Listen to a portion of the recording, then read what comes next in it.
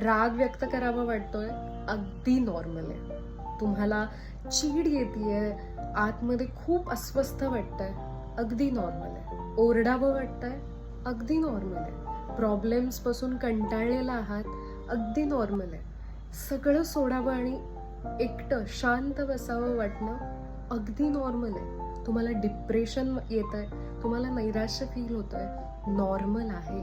हे सगळं नॉर्मल आहे जेव्हा तुम्ही हे योग्य पद्धतीनं एक्सप्रेस कराल.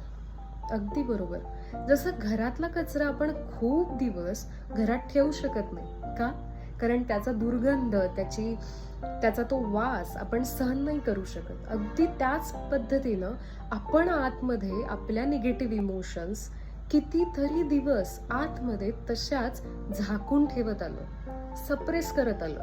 मग ह्याचा वास नाही येणार, ह्याचा त्रास आपल्याला होणार नाही, नक्की त्रास होणार.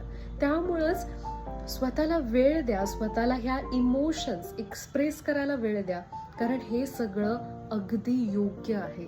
आपण ह्या परफेक्ट लाईफच्या डेफिनेशन खाली स्वतःला इतकं सप्रेस करत आलोय की आपल्याला एक्सप्रेस होणं चुकीचं वाटायला लागलंय. पण खरं तर तुम्ही जेव्हा एक्सप्रेस होता तेव्हाच खऱ्या अर्थानं तुम्ही हील होऊ शकता, तुम्ही मुक्त आयुष्य जगू शकता.